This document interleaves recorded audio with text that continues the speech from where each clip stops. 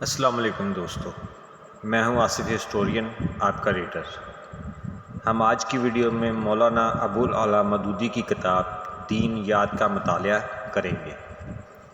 دوستو، یہ کتاب سب سے پہلے 1937 میں شائع ہوئی تھی۔ اسلام کو سمجھنے کے لیے اس کو اس قدر مفید پایا گیا کہ بہت جلد پورے برِ صغیر میں مقبول عام ہو گئی۔ اس کی جامعیت، اختصار اور عام فہمی کی وجہ سے عام تعلیم یافتہ لوگوں میں باکثرت مقبول ہوئی۔ اردو زبان کے علاوہ دنیا کی بہت سی دوسری زبانوں میں بھی اس کے تراجم ہو چکے ہیں۔ اس وقت تک جن زبانوں میں اس کے تراجم ہمارے علم میں آئے ہیں وہ یہ ہیں: عربی، فارسی، ترکش، انڈونیشی، سواحلی، باؤسا، انگریزی، فرانسیسی، جرمن، ہسپانوی، جاپانی، سنہالی، بنگلہ، سندھی، پشتو، گجراتی، ہندی، تامل، مالاباری اور پرتگالی۔ اس کتاب کو نہ صرف مسلمانوں نے بلکہ غیر مسلموں نے بھی بہت پسند کیا اور بہت سے غیر مسلم اس کے مطالعے سے مشرف با اسلام ہوئے۔ مولانا مودودی صاحب کے مطابق لوگوں کو زیادہ تر فقہی مسائل بتائے جاتے ہیں جن میں نماز، روزہ، طہارت اور اسی نوعیت کی دوسری چیزوں کی تفصیلات ہوتی ہیں۔ عقائد کے متعلق نسبتاً کم بتایا جاتا ہے۔ لوگوں کو آخری وقت تک یہ معلوم نہیں ہوتا کہ اسلام کیا ہے، اسلام کیا چاہتا ہے اور اسلام کیوں چاہتا ہے، اس کے عقائد کا انسانی زندگی سے کیا تعلق ہے، وہ اگر تسلیم کیے جائیں تو ان کا فائدہ کیا ہے اور اگر تسلیم نہ کیے جائیں تو نقصان کیا ہے۔ اسلام محض تحکم کے طور پر ان عقائد کو منوا لینا چاہتا ہے یا اس کے پاس ان کی صحت اور صداقت کے لیے کوئی دلیل بھی ہے؟ یہ تمام امور دین کی سمجھ اور اعتقاد کی درستی کے لیے نہایت ضروری ہیں۔ جب تک یہ ذہن نشین نہ ہوں، فقہی مسائل کی تعلیم کوئی فائدہ نہیں دے سکتی، کیونکہ ایمان کے بغیر احکام کی اطاعت ممکن نہیں اور ایمان صرف عقائد ہی کے ٹھیک سمجھنے سے مستحکم ہو سکتا ہے۔ مولانا صاحب کے مطابق انہوں نے اس کتاب میں قرآن مجید کی تعلیمات کا خلاصہ پیش کیا ہے۔ آئیے کتاب کا مطالعہ کرتے ہیں۔ اس سے پہلے میرے یوٹیوب چینل آصف ہسٹورین کو سبسکرائب کر دیں اور بیل آئیکن کے بٹن کو دبا دیں۔ شکریہ۔ اس کتاب کی ترتیب اور تقسیم کچھ اس طرح سے ہے کہ اس میں 5-7 باب بنائے گئے ہیں اور ہر باب کو ایک نام دیا گیا ہے، جس میں باب اول اسلام کے نام سے، باب دوم ایمان اور اطاعت کے نام سے، باب سوم نبوت کے نام سے، باب چہارم ایمان مفصل کے نام سے، باب پنجم عبادات کے نام سے، باب ششم دین اور شریعت کے نام سے اور باب ہشتم شریعت کے احکام کے نام سے شامل کیے گئے ہیں۔ یہی ان کی ترتیب ہے۔ باب اول میں ہم دیکھیں گے وجہ تسمیہ کیا ہے، لفظ اسلام کے معنی کیا ہیں، اسلام کی حقیقت کیا ہے، کفر کی حقیقت کیا ہے، کفر کے نقصانات کیا ہیں اور اسلام کے فائدے کیا ہیں۔ شروع کرتے ہیں باب اول، جس کا عنوان ہے اسلام، اور اس کا پہلا ٹاپک ہے وجہ تسمیہ۔ دنیا میں جتنے مذاہب ہیں ان میں سے ہر ایک کا نام یا تو کسی خاص شخص کے نام پر رکھا گیا ہے یا اس قوم کے نام پر جس میں وہ مذہب پیدا ہوا۔ مثلاً عیسائیت کا نام اس لیے عیسائیت ہے کہ اس کی نسبت حضرت عیسیٰ علیہ السلام کی طرف ہے۔ بدھ مت کا نام اس لیے بدھ مت ہے کہ اس کے بانی مہاتما بدھ تھے۔ زرتشتی مذہب کا نام اپنے بانی زردشت کے نام پر ہے۔ یہودی مذہب ایک خاص قبیلے میں پیدا ہوا جس کا نام یہودا تھا۔ ایسا ہی حال دوسرے مذاہب کے ناموں کا بھی ہے، مگر اسلام کی خصوصیت یہ ہے کہ وہ کسی شخص یا قوم کی طرف منسوب نہیں ہے، بلکہ اس کا نام ایک خاص صفت کو ظاہر کرتا ہے جو لفظ اسلام کے معنی میں پائی جاتی ہے۔ یہ نام خود ظاہر کرتا ہے کہ یہ کسی ایک شخص کی ایجاد نہیں ہے، نہ کسی ایک قوم کے ساتھ مخصوص ہے۔ اس کو شخص یا ملک یا قوم سے کوئی علاقہ نہیں، صرف اسلام کی صفت لوگوں میں پیدا کرنا اس کا مقصد ہے۔ ہر زمانے اور ہر قوم کے جن سچے اور نیک لوگوں میں یہ صفت پائی گئی ہے وہ سب مسلم تھے، مسلم ہیں اور آئندہ بھی مسلم ہوں گے۔ لفظ اسلام کے معنی۔ اسلام کے معنی عربی زبان میں اطاعت اور فرما برداری کے ہیں۔ مذہب اسلام کا نام اسلام اس لیے رکھا گیا کہ یہ اللہ کی اطاعت اور فرما برداری ہے۔ اسلام کی حقیقت: تم دیکھتے ہو کہ دنیا میں جتنی چیزیں ہیں سب ایک قاعدے اور قانون کے تابع ہیں۔ چاند اور تارے سب ایک زبردست قاعدے میں بندھے ہوئے ہیں جس کے خلاف وہ بال برابر جنبش نہیں کر سکتے۔ زمین اپنی خاص رفتار کے ساتھ گھوم رہی ہے۔ اس کے لیے جو وقت اور رفتار اور راستہ مقرر کیا گیا ہے اس میں ذرا فرق نہیں آتا۔ پانی اور ہوا، روشنی اور حرارت سب ایک ضابطے کے پابند ہیں۔ جمادات تو نباتات اور حیوانات میں سے ہر ایک کے لیے جو قانون مقرر ہے اسی کے مطابق یہ سب پیدا ہوتے ہیں، بڑھتے ہیں اور گھٹتے ہیں، جیتے ہیں اور مرتے ہیں۔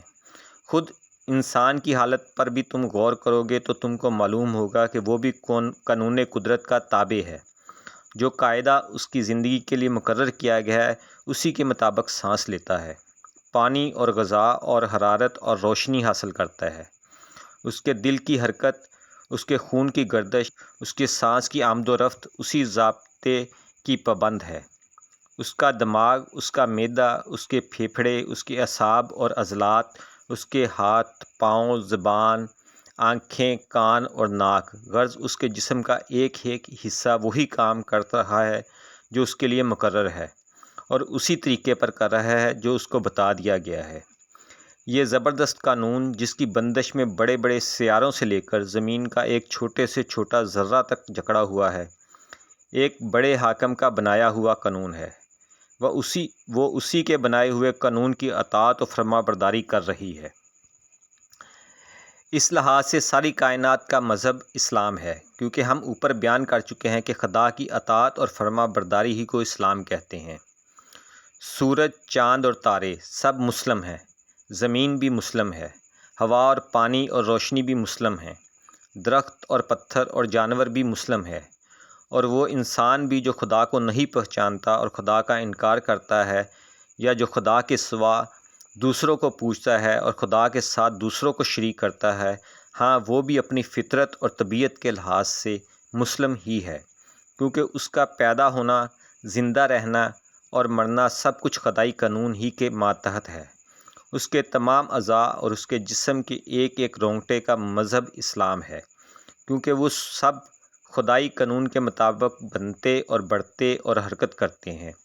حتیٰ کہ اس کی وہ زبان بھی اصل میں مسلم ہے جس سے وہ نادانی کے ساتھ شرک اور کفر کے خیالات ظاہر کرتا ہے۔ اس کا وہ سر بھی پیدائشی مسلم ہے جس کو وہ زبردستی خدا کے سوا دوسروں کے سامنے جھکاتا ہے۔ اس کا وہ دل بھی فطرتاً مسلم ہے جس میں وہ بے علمی کی وجہ سے خدا کے سوا دوسروں کی عزت اور محبت رکھتا ہے، کیونکہ یہ سب چیزیں خدائی قانون کی فرما بردار ہیں اور ان کی ہر جنبش خدا ہی کے قانون کے ماتحت ہوتی ہے۔ اب ایک دوسرے پہلو سے دیکھیں۔ انسان کی ایک حیثیت تو یہ ہے کہ وہ دیگر مخلوقات کی طرح قانون قدرت کے زبردست قاعدوں سے جکڑا ہوا ہے اور ان کی پابندی پر مجبور ہے۔ دوسری حیثیت یہ ہے کہ وہ عقل رکھتا ہے، سوچنے، سمجھنے اور رائے قائم کرنے کی قوت رکھتا ہے اور اپنے اختیار سے ایک بات کو مانتا ہے، دوسری بات کو نہیں مانتا، ایک طریقے کو پسند کرتا ہے، دوسرے طریقے کو پسند نہیں کرتا۔ زندگی کے معاملات میں اپنے ارادے سے خود ایک ضابطہ بناتا ہے یا دوسروں کے بنائے ہوئے ضابطے کو اختیار کرتا ہے۔ اس حیثیت میں وہ دنیا کی دوسری چیزوں کی مانند کسی مقرر قانون کا پابند نہیں کیا گیا ہے، بلکہ اس کو اپنے خیال، اپنی رائے اور عمل میں انتخاب کی آزادی بخشی گئی ہے۔ انسان کی زندگی میں یہ دو حیثیتیں الگ الگ پائی جاتی ہیں۔ پہلی حیثیت میں وہ دنیا کی تمام دوسری چیزوں کے ساتھ پیدائشی مسلم ہے اور مسلم ہونے پر مجبور ہے، جیسا کہ ابھی آپ کو معلوم ہو چکا ہے۔ دوسری حیثیت میں مسلم ہونا یا نہ ہونا اس کے اختیار میں ہے، اور اسی اختیار کی بنا پر انسان دو طبقوں میں تقسیم ہو جاتا ہے۔ ایک انسان وہ ہے جو اپنے خالق کو پہچانتا ہے، اس کو اپنا آقا اور مالک تسلیم کرتا ہے اور اپنی زندگی کے اختیاری کاموں میں بھی اسی کی پسند کیے ہوئے قانون کی فرما برداری کرتا ہے۔ یہ پورا مسلم ہے، اس کا اسلام مکمل ہو گیا، کیونکہ اب اس کی زندگی سراسر اسلام ہے۔ اب وہ جان بوجھ کر بھی اس کا فرما بردار بن گیا جس کی فرما برداری وہ بغیر جانے بوجھے کر رہا ہے۔ اب وہ اپنے ارادے سے بھی اسی خدا کا مطیع ہے جس کا مطیع وہ بلا ارادہ تھا۔ اب اس کا علم سچا ہے کیونکہ وہ اس خدا کو جان گیا جس نے اس کو جاننے اور علم حاصل کرنے کی قوت دی ہے۔ اب اس کی عقل اور رائے درست ہے کیونکہ اس نے سوچ سمجھ کر اسی خدا کی اطاعت کا فیصلہ کیا جس نے اسے سوچنے سمجھنے اور رائے قائم کرنے کی قابلیت بخشی ہے۔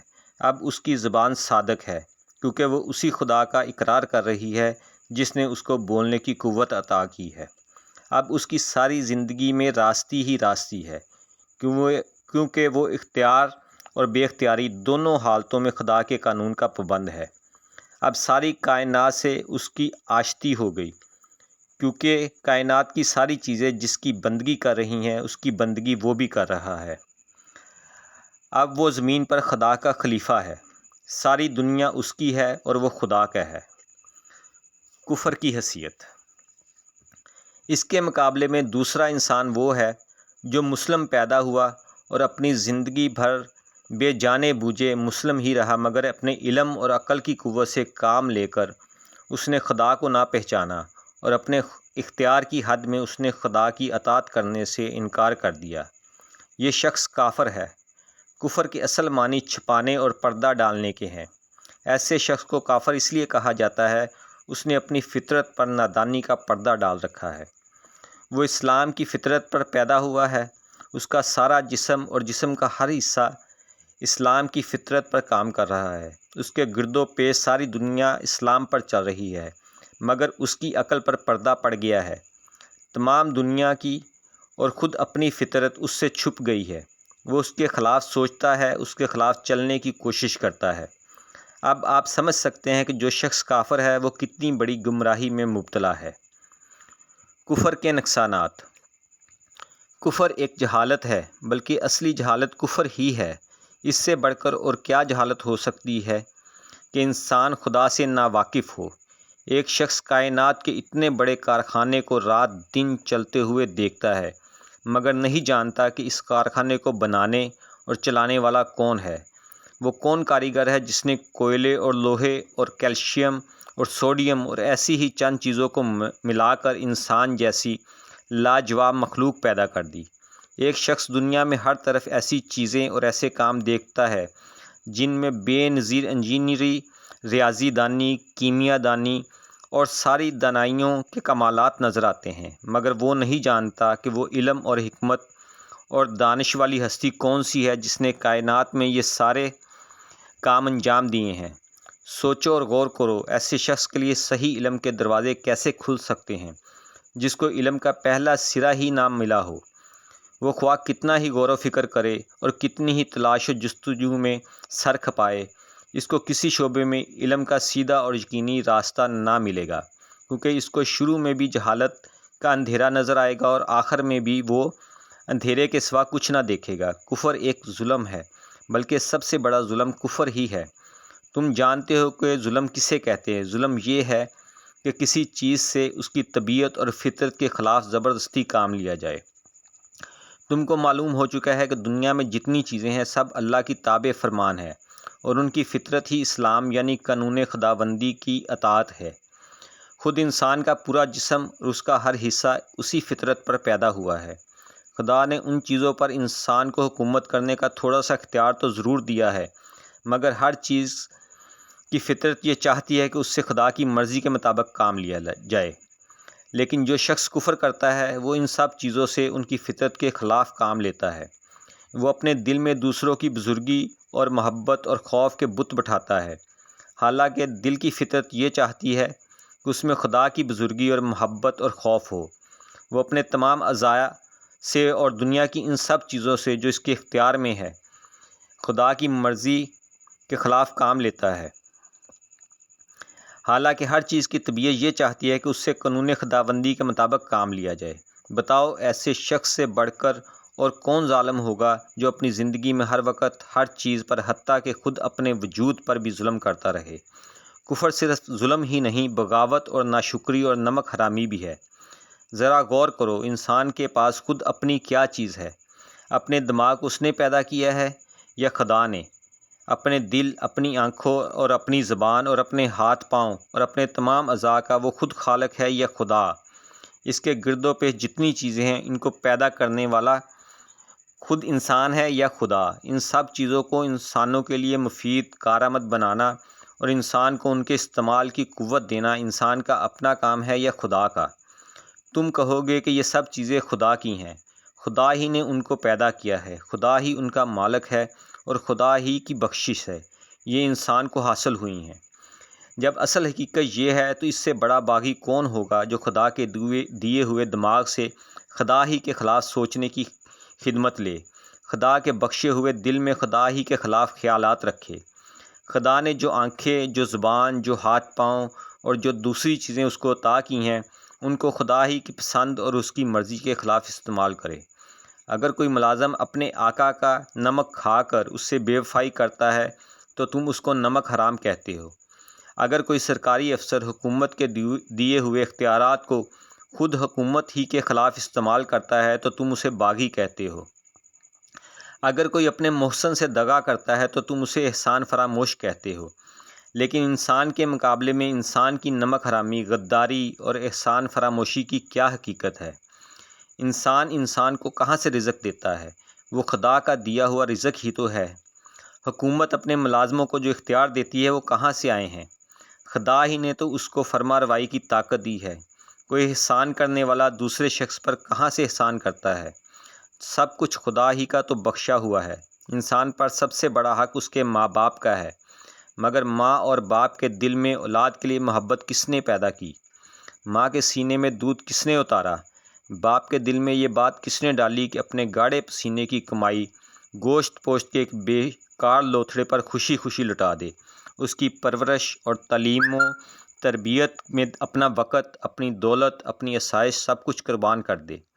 اب بتاؤ کہ جو انسان کا اصلی محسن ہے، حقیقی بادشاہ ہے، سب سے بڑا پروردگار ہے، اگر اسی کے ساتھ انسان کفر کرے، اس کو خدا نہ مانے، اس کی زندگی بندگی سے انکار کرے اور اس کی اطاعت سے منہ موڑے تو یہ کیسی سخت بغاوت ہے، کتنی بڑی احسان فراموشی اور نمک حرامی ہے۔ کہیں یہ نہ سمجھ لینا کہ کفر سے انسان خدا کا کچھ بگاڑتا ہے۔ جس بادشاہ کی سلطنت اتنی بڑی ہے کہ ہم بڑی سے بڑی دوربین لگا کر بھی ابھی تک یہ معلوم نہ کر سکے وہ کہاں سے شروع ہوتی ہے اور کہاں ختم ہوتی ہے۔ جس بادشاہ کی طاقت اتنی زبردست ہے کہ ہماری زمین اور سورج اور مریخ اور ایسے ہی کروڑوں سیارے اس کے اشاروں پر گیند کی طرح پھر رہے ہیں۔ جس بادشاہ کی دولت ایسی بے پایہ ہے کہ ساری کائنات میں جو کچھ ہے اسی کا ہے، اس میں کوئی حصے دار نہیں۔ جو بادشاہ ایسا بے نیاز ہے کہ سب اس کے محتاج ہیں۔ بھلا انسان کی کیا ہستی ہے کہ اس کے ماننے یا نہ ماننے سے ایسے بادشاہ کو کوئی نقصان ہو؟ اس سے کفر اور سرکشی اختیار کر کے انسان اس کا کچھ بھی نہیں بگاڑتا، البتہ خود اپنی تباہی کا سامان کرتا ہے۔ کفر اور نافرمانی کا لازمی نتیجہ یہ ہے کہ انسان ہمیشہ کے لیے ناکام و نامراد ہو جائے۔ ایسے شخص کو علم کا سیدھا راستہ کبھی نہ مل سکے گا، کیونکہ جو علم خود اپنے خالق کو نہ جانے وہ کس چیز کو صحیح جان سکتا ہے؟ اس کی عقل ہمیشہ ٹیڑھے راستے پر چلے گی، کیونکہ جو عقل خود اپنے بنانے والے کو پہچاننے میں غلطی کرے وہ اور کس چیز کو صحیح سمجھ سکتی ہے؟ وہ اپنی زندگی کے سارے معاملات میں ٹھوکروں پر ٹھوکریں کھائے گا، اس کے اخلاق خراب ہوں گے، اس کا تمدن خراب ہوگا، اس کی معاشرت خراب ہوگی، اس کی معیشت خراب ہوگی، اس کی حکومت اور سیاست خراب ہوگی۔ وہ دنیا میں بد امنی پھیلانے کا کشت و خون کرے گا، دوسروں کے حقوق چھینے گا، ظلم و ستم کرے گا، خود اپنی زندگی کو اپنے برے خیالات اور اپنی شرارت اور بد عمالی سے اپنے لیے تلخ کرے گا۔ پھر جب وہ اس دنیا سے گزر کر آخرت میں پہنچے گا تو وہ سب چیزیں جن پر وہ تمام عمر ظلم کرتا رہا تھا اس کے خلاف نالش کریں گی۔ اس کا دماغ، اس کا دل، اس کی آنکھیں، اس کے کان، اس کے ہاتھ پاؤں، غرض اس کا رونگٹا رونگٹا خدا کی عدالت میں اس کے خلاف استغاثہ کرے گا کہ اس ظالم نے تیرے خلاف بغاوت کی اور اس بغاوت میں ہم سے زبردستی کام لیا۔ وہ زمین جس پر وہ نافرمانی کے ساتھ چلا اور بسا، وہ رزق جس کو اس نے ناجائز طریقوں سے کمایا اور وہ دولت جو حرام سے آئی اور حرام پر خرچ کی گئی، وہ سب چیزیں جن پر اس نے باغی بن کر غاصبانہ تصرف کیا، وہ سب آلات و اسباب جن سے اس نے اس بغاوت میں کام لیا، اس کے مقابلے میں فریادی بن کر آئیں گی، اور خدا جو حقیقی منصف ہے ان مظلوموں کی داد رسی میں اس باغی کو ذلت کی سزا دے گا۔ اسلام کے فائدے، یہ ہے کفر کے نقصانات۔ آؤ اب ایک نظر یہ بھی دیکھو کہ اسلام کا طریقہ اختیار کرنے میں کیا فائدہ ہے۔ اوپر تم کو معلوم ہو چکا ہے کہ اس جہان میں ہر طرف خدا کی خدائی کے نشانات پھیلے ہوئے ہیں۔ کائنات کا یہ عظیم الشان کارخانہ جو ایک مکمل نظام اور ایک اٹل قانون کے تحت چل رہا ہے، خود اس بات پر گواہ ہے کہ اس کا بنانے والا اور چلانے والا ایک زبردست فرمانروا ہے جس کی حکومت سے کوئی چیز سرتابی نہیں کر سکتی۔ تمام کائنات کی طرح خود انسان کی فطرت بھی یہی ہے کہ اس کی اطاعت کرے، چنانچہ بے سمجھے وہ رات دن اس کی اطاعت کر ہی رہا ہے، کیونکہ اس کے قانون قدرت کی خلاف ورزی کر کے وہ زندہ ہی نہیں رہ سکتا۔ لیکن خدا نے انسان کو علم کی قابلیت، سوچنے اور سمجھنے کی قوت اور نیک و بد کی تمیز دے کر ارادے اور اختیار میں تھوڑی سی آزادی بخش دی ہے۔ اس آزادی میں دراصل انسان کا امتحان ہے، اس کی عقل کا امتحان ہے، اس کی تمیز کا امتحان ہے، اور اس بات کا امتحان ہے کہ اسے جو آزادی عطا کی گئی ہے اس کو وہ کس طرح استعمال کرتا ہے۔ اس امتحان میں وہ کوئی ایک طریقہ اختیار کرنے پر انسان کو مجبور نہیں کیا گیا ہے، کیونکہ مجبور کرنے سے امتحان کا مقصد ہی فوت ہو جاتا ہے۔ تم سمجھ سکتے ہو کہ امتحان میں سوالات کا پرچہ دینے کے بعد اگر تم کو ایک خاص جواب دینے پر مجبور کر دیا جائے تو ایسے امتحان سے کوئی فائدہ نہ ہوگا۔ تمہاری اصل قابلیت تو اسی وقت کھلے گی جب تم کو ہر قسم کا جواب دینے کا اختیار حاصل ہو۔ اگر تم نے صحیح جواب دیا تو کامیاب ہوگے اور آئندہ ترقیوں کا دروازہ تمہارے لیے کھل جائے گا، اور اگر غلط جواب دیا تو ناکام ہوگے اور اپنی قابلیت سے خود ہی اپنی ترقی کا راستہ روک لیں۔ بالکل اسی طرح اللہ تعالیٰ نے بھی اپنے امتحان میں انسان کو آزاد رکھا ہے کہ جو طریقہ چاہے اختیار کرے۔ اب ایک شخص تو وہ ہے جو خود اپنی اور کائنات کی فطرت کو نہیں سمجھتا، اپنے خالق کی ذات و صفات کو پہچاننے میں غلطی کرتا ہے، اور اختیار کی جو آزادی اسے دی گئی اس سے فائدہ اٹھا کر نافرمانی اور سرکشی کا طریقہ اختیار کرتا ہے۔ یہ شخص علم اور عقل اور تمیز اور فرض شناسی کے امتحان میں ناکام ہو گیا۔ اس نے خود ثابت کر دیا کہ وہ حیثیت سے ادنیٰ درجے کا آدمی ہے، لہٰذا اس کا وہی انجام ہونا چاہیے جو تم نے اوپر دیکھ لیا۔ اس کے مقابلے میں ایک دوسرا شخص ہے جو اس امتحان میں کامیاب ہو گیا۔ اس نے علم اور عقل سے صحیح کام لے کر خدا کو جانا اور مانا، حالانکہ وہ ایسا کرنے پر مجبور نہیں کیا گیا تھا۔ اس نے نیک و بد کی تمیز میں بھی غلطی نہ کی اور اپنے آزاد انتخاب سے نیکی ہی کو پسند کیا، حالانکہ وہ بدی کی طرف بھی مائل ہونے کا اختیار رکھتا تھا۔ اس نے اپنی فطرت کو سمجھا، اپنے خدا کو پہچانا اور نافرمانی کا اختیار رکھنے کے باوجود خدا کی فرما برداری ہی اختیار کی۔ اس شخص کو امتحان میں اسی وجہ سے تو کامیابی نصیب ہوئی کہ اس نے اپنی عقل سے ٹھیک کام لیا، آنکھوں سے ٹھیک دیکھا، کانوں سے ٹھیک سنا، دماغ سے ٹھیک رائے قائم کی اور دل سے اسی بات کی پیروی کرنے کا فیصلہ کیا جو ٹھیک تھی۔ اس نے حق کو پہچان کر یہ بھی ثابت کر دیا کہ وہ حق شناس ہے، اور حق کے آگے سر جھکا کر یہ بھی دکھا دیا کہ وہ حق پرست ہے۔ ظاہر ہے کہ جس شخص میں یہ صفات موجود ہوں اس کو دنیا اور آخرت دونوں میں کامیابی ہونا ہی چاہیے۔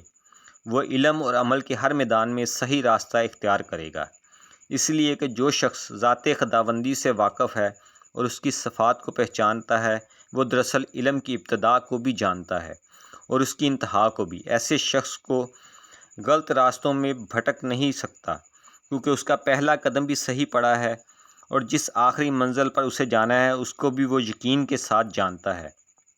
اب وہ فلسفیانہ غور و خوض سے کائنات کے اسرار سمجھنے کی کوشش کرے گا، مگر ایک کافر فلسفی کی طرح کبھی شکوک و شبہات کی بھول بھلیوں میں گم نہ ہوگا۔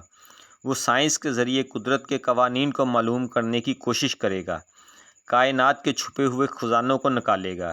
خدا نے جو قوتیں دنیا میں اور خود انسانوں کے وجود میں پیدا کی ہیں ان سب کو ڈھونڈ ڈھونڈ کر معلوم کرے گا۔ زمین و آسمان میں جتنی چیزیں ہیں ان سب سے کام لینے کے لیے بہتر سے بہتر طریقے دریافت کرے گا، مگر خدا شناسی ہر موقع پر اس کو سائنس کا غلط استعمال کرنے سے روکے گی۔ وہ کبھی اس غلط فہمی میں نہ پڑے گا کہ میں ان چیزوں کا مالک ہوں، میں نے فطرت پر فتح پالی ہے، میں اپنے نفع کے لیے سائنس سے مدد لوں گا، دنیا کو زیر و زبر کر دوں گا، لوٹ مار اور کشت و خون کر کے اپنی طاقت کا سکہ سارے جہان میں بٹھا دوں گا۔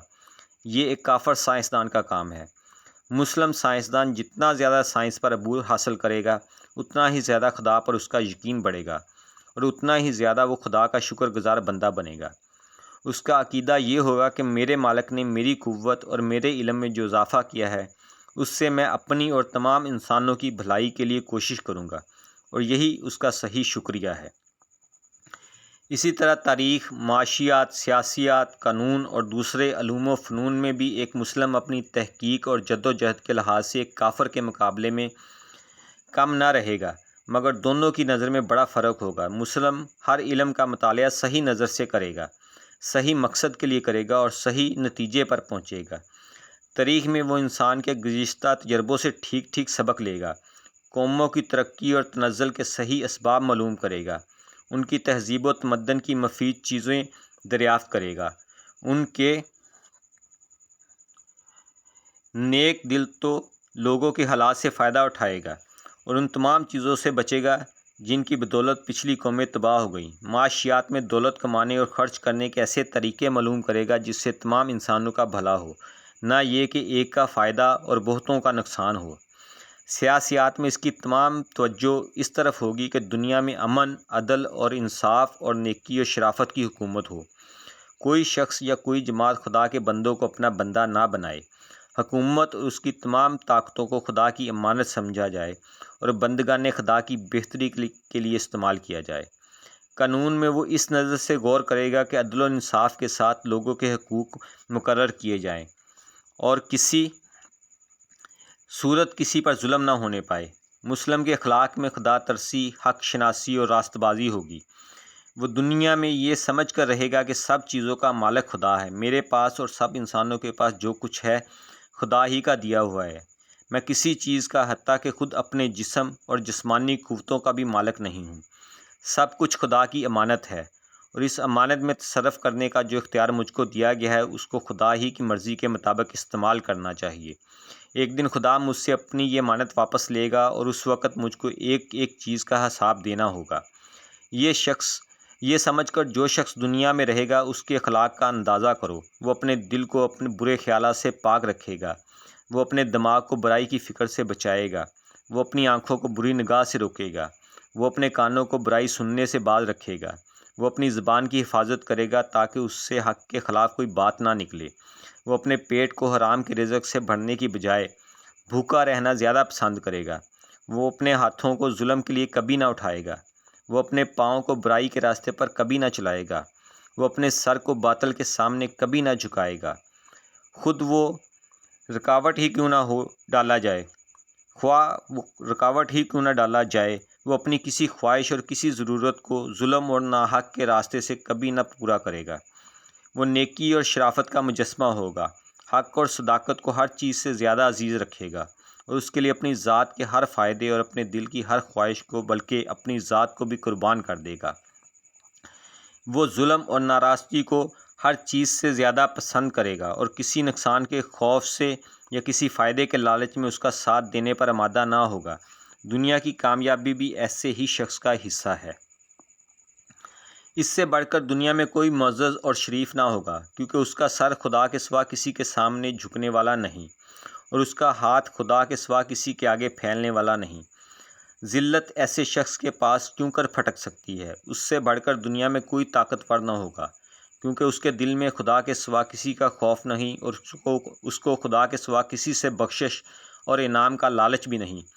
کون سی طاقت ہے جو ایسے شخص کو حق اور راستی سے ہٹا سکتی ہو، اور کون سی دولت ہے جو اس کا ایمان خرید سکتی ہو؟ اس سے بڑھ کر دنیا میں کوئی غنی اور دولت مند بھی نہ ہوگا، کیونکہ وہ عیش پرست نہیں، خواہشات نفس کا بندہ نہیں، حریص اور لالچی نہیں، اپنی جائز محنت سے جو کچھ کماتا ہے اسی پر قناعت کرتا ہے، اور ناجائز دولت کے ڈھیر بھی اگر اس کے سامنے لگا دیے جائیں تو ان کو حقارت سے ٹکرا دیتا ہے۔ یہ اطمینان کی دولت ہے جس سے بڑی کوئی دولت انسان کے لیے نہیں ہو سکتی۔ اس سے بڑھ کر دنیا میں کوئی محبوب اور ہر دل عزیز بھی نہ ہوگا، کیونکہ وہ ہر شخص کا حق ادا کرے گا اور کسی کا حق نہ مارے گا، ہر شخص سے نیکی کرے گا اور اس کے بدلے میں اپنے لیے کچھ نہ چاہے گا۔ لوگوں کا دل آپ اس کی طرف کھینچیں گے اور ہر شخص اس کی عزت اور محبت کرنے پر مجبور ہوگا۔ اس سے بڑھ کر دنیا میں کسی کا اعتبار بھی نہ ہوگا، کیونکہ وہ امانت میں خیانت نہ کرے گا، صداقت سے منہ نہ موڑے گا، وعدے کا سچا اور معاملے کا کھرا ہوگا، اور ہر کام میں یہ سمجھ کر ایمانداری برتے گا کہ کوئی اور دیکھنے والا ہو یا نہ ہو، مگر خدا تو سب کچھ دیکھ رہا ہے۔ ایسے شخص کی ساکھ کا کیا پوچھنا، کون ہے جو اس پر بھروسہ نہ کرے گا؟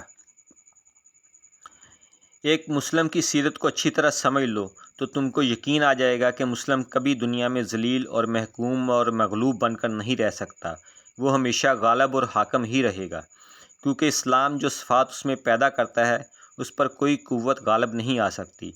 اسی طرح دنیا میں عزت اور بزرگی کے ساتھ زندگی بسر کرنے کے بعد جب وہ اپنے خدا کے سامنے حاضر ہوگا تو اس پر خدا اپنی نعمتوں اور رحمتوں کی بارش کرے گا، کیونکہ جو امانت اس کے سپرد کی گئی تھی اس کا پورا حق اس نے ادا کر دیا، اور جس امتحان میں خدا نے اس کو ڈالا تھا اس میں وہ پورے نمبروں کے ساتھ کامیاب ہوا۔ یہ ابدی کامیابی ہے جو دنیا سے لے کر آخرت تک مسلسل چلی جاتی ہے اور کہیں اس کا سلسلہ ختم نہیں ہوتا۔ یہ اسلام ہے، انسان کا فطری مذہب۔ یہ کسی قوم اور ملک کے ساتھ خاص نہیں، ہر زمانے اور ہر قوم اور ہر ملک میں جو خدا شناس اور حق پسند لوگ گزرے ہیں ان سب کا یہی مذہب تھا، وہ سب مسلم تھے، خود ان کی زبان میں اس مذہب کا نام اسلام ہو یا کچھ اور۔ آج ہم نے باب اول کا مطالعہ کیا، دینیات کی کتاب مولانا مودودی صاحب کی کا۔